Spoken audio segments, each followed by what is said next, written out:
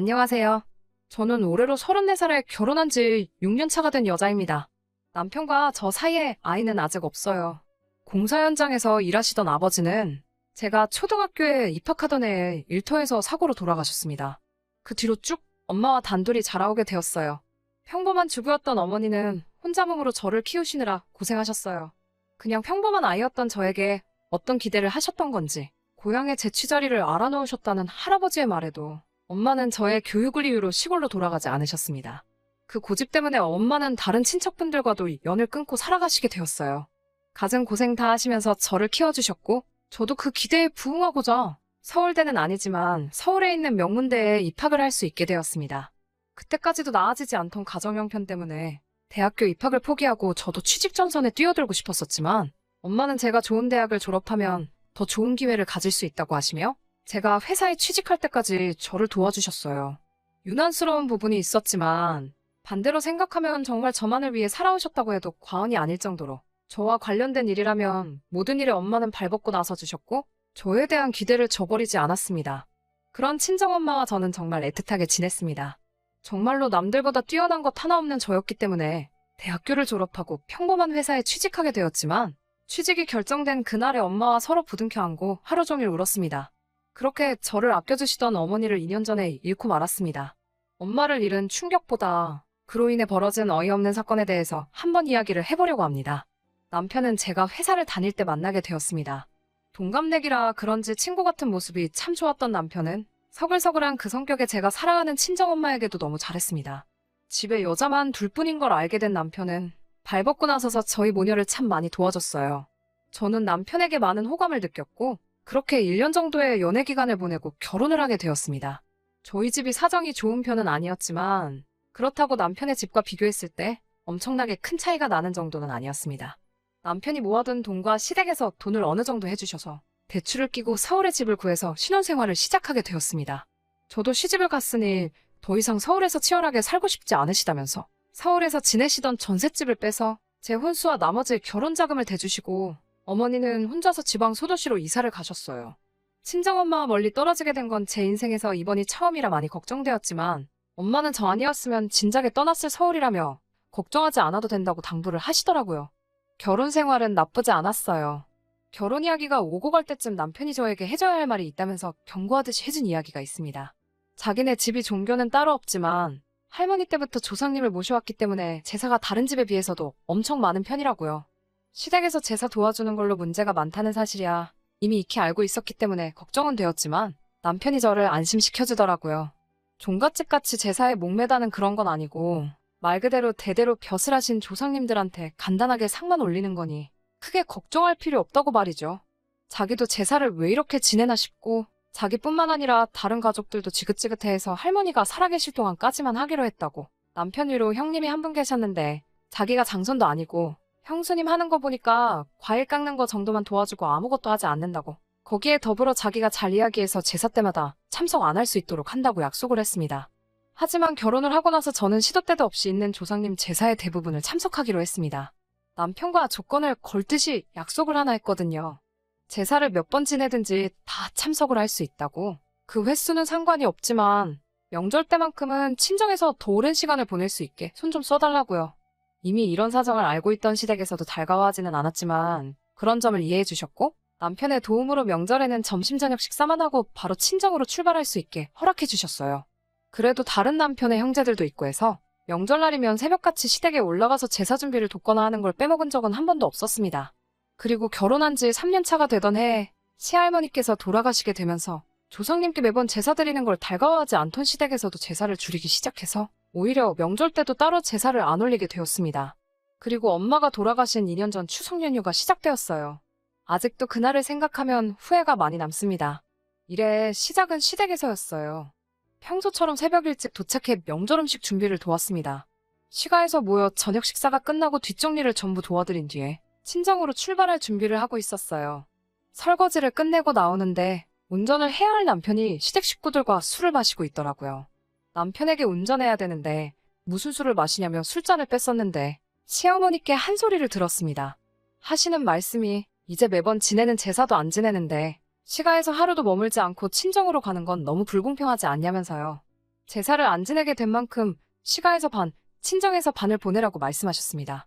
저희 어머니가 저를 보고 싶어 하는 만큼 시어머니도 그동안 아들이 보고 싶었으니 이해해달라고요. 차라리 미리 말씀해 주셨으면 좋았겠다는 생각을 했지만 시어머니의 말이 틀린 말은 아니고 충분히 시어머니나 남편의 입장도 이해가 갔기 때문에 다음날 점심 늦지막히까지 시댁에서 더 머물게 되었습니다. 저녁에 엄마하고 통화를 했는데 시간적인 여유가 많이 생기셨으니 제가 좋아하는 음식들로 만나게 준비해 놓을 테니 시댁에서 맛있는 거 너무 많이 먹고 오지 말라며 저를 달래주시더라고요. 다음날 이제 출발한다고 엄마한테 전화를 하는데 전화를 받지 않으셨어요. 전날에 도착하기로 1시간대쯤이면 충분히 도착할 것 같아서 엄마는 음식 준비하신다고 정신이 없으신가 싶어 별 다른 생각 없이 출발하게 되었습니다. 친정에 도착해서 아무리 현관문에서 엄마를 불러도 아무 대답이 없으셨어요.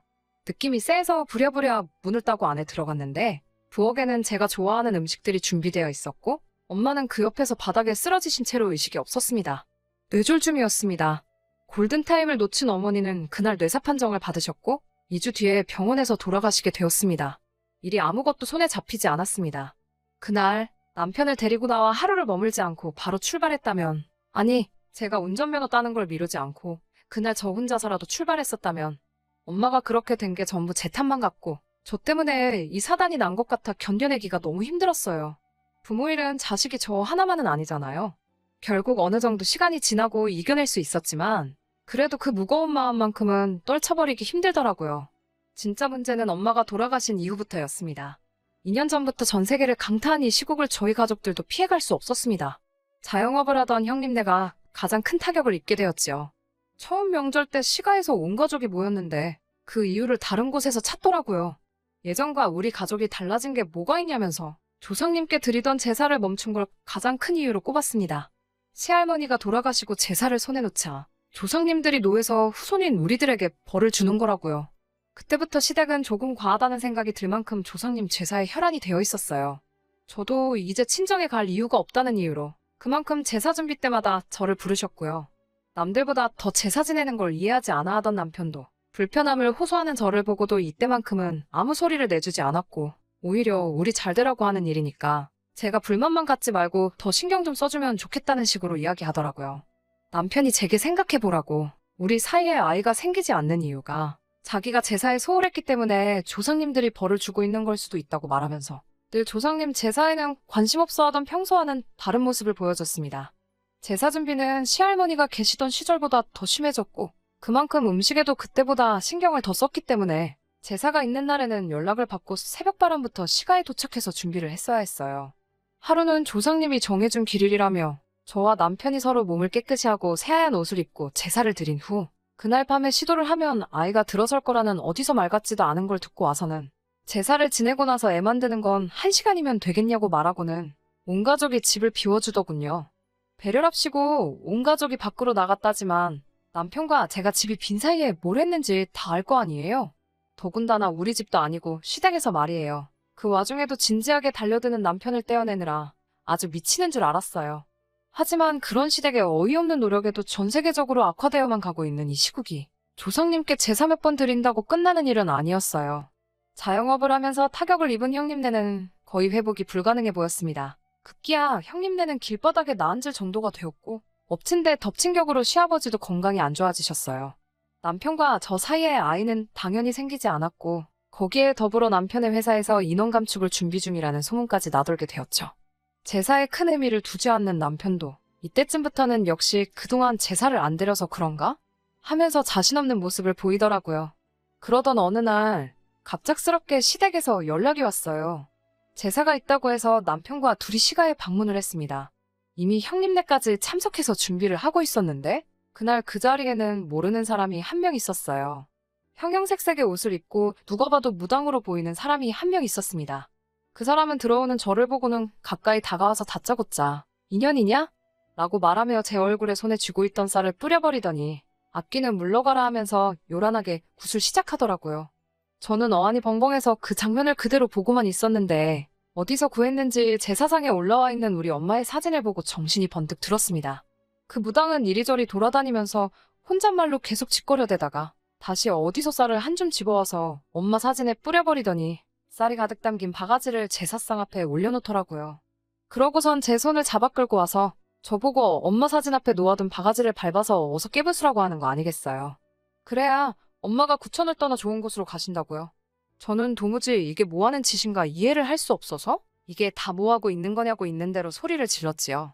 우리 엄마 사진이 여기 왜 있고 이게 지금 뭐하는 거냐며 한참을 화를 내고 있으니 시어머니가 제 팔을 잡아 구석으로 끌고 가서는 설명이랍시고 한다는 말이 저분이 아주 용한 분이신데 집안에 생기는 우환들이 다 저희 엄마가 혼자 돌아가신 게 억울해서 성불하지 못하고 구천을 떠돌면서 시댁에다가 복수를 하고 있는 거라고 다 저와 제 남편이 잘 되게 하기 위해서 하는 거니 저보고 빨리 시키는 대로 하자고 저를 설득하더라고요. 어이없어서 남편을 쳐다봤는데 항상 제 편을 들어줬던 남편도 이게 별다른 의미가 있는 게 아니라 장모님 좋은 곳으로 보내드리려고 하는 거니까 나쁜 쪽으로만 생각하지 말라며 오히려 저를 설득하는 게 아니겠어요? 남편의 그런 모습에 화가 또 나서 넌 이걸 다 알고 있었는데도 나한테 아무 말도 안 한 거냐고 화를 냈더니 고개만 숙이고 아무 대답도 못하고 있더군요. 아무리 엄마가 그날 돌아가셨다는 게 천명이었고 거스를 수 없는 일이라고 한다고 해도 이건 해도 너무한 거잖아요.